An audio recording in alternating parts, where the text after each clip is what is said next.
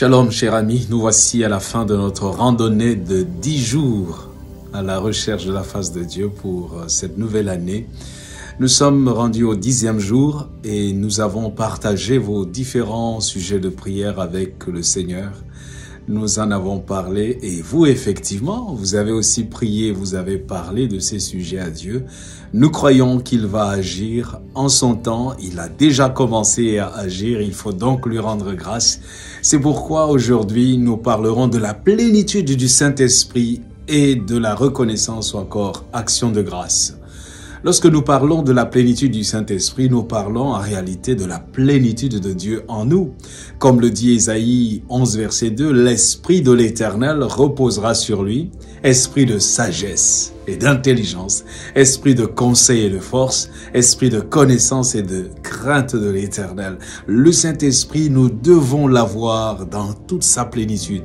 Il ne suffit pas d'être baptisé du Saint-Esprit, il faut être rempli du Saint-Esprit. Et c'est un exercice quotidien où nous devons demander à Dieu la puissance du Saint-Esprit parce que c'est par lui que nous pouvons vivre pour la gloire de Dieu.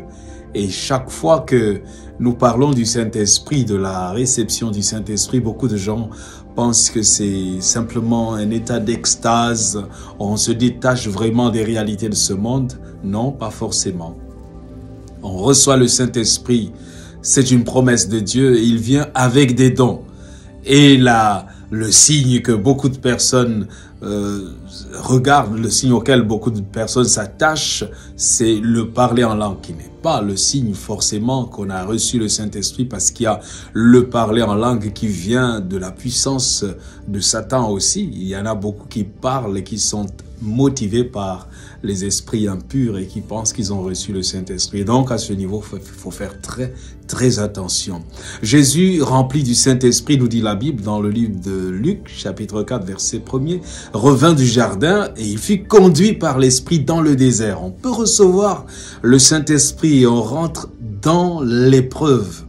Et ça, c'est un détail qu'il faudrait retenir à la fin de ces 10 jours.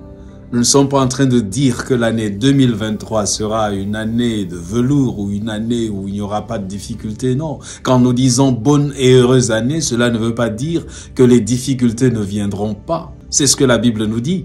Mais ce qui va faire la différence dans l'année 2023, c'est ton attitude. Les temps seront difficiles, même peut-être plus difficiles que 2022, mais l'attitude, ton attitude va déterminer ton altitude, c'est-à-dire va faire la différence. Et c'est ce que nous recherchons dans la plénitude du Saint-Esprit. Il faudrait donc demander à Dieu de nous remplir du Saint-Esprit.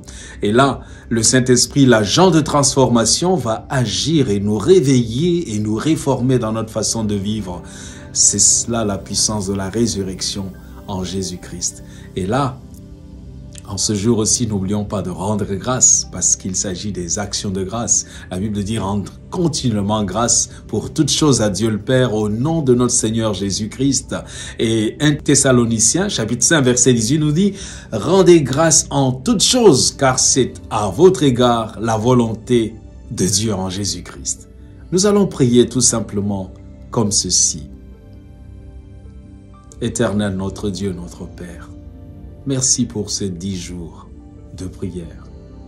Aujourd'hui, nous sommes dans la joie de ce que tu as promis nous donner le Saint-Esprit. Tu es disposé à nous donner le Saint-Esprit, plus qu'un père n'est disposé à donner de bonnes choses à son enfant.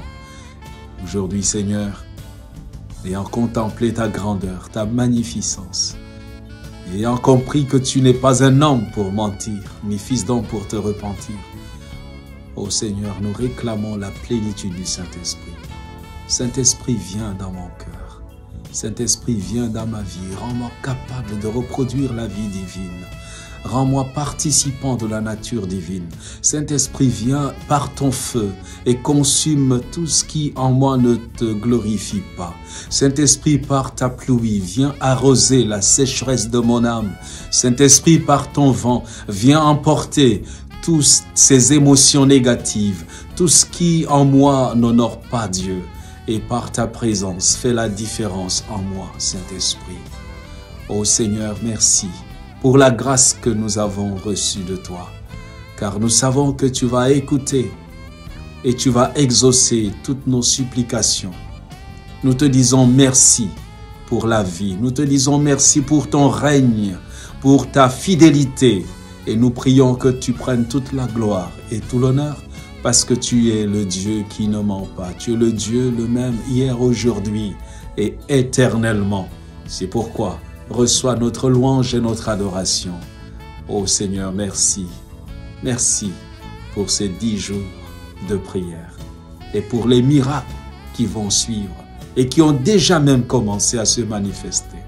Merci pour toutes tes grâces, Seigneur. Merci pour la vie et que ton règne vienne maintenant et que ta volonté se fasse dans notre vie. Au nom puissant de Jésus-Christ. Amen. Chers amis, nous rendons grâce à Dieu. Et d'une manière spéciale, aujourd'hui, à 18 h, par sa grâce tant universelle, nous allons nous retrouver pour lui rendre grâce, pour le louer, pour le célébrer et pour lui dire « Seigneur, merci pour ta grâce, pour la force que tu nous donnes pour aller de l'avant.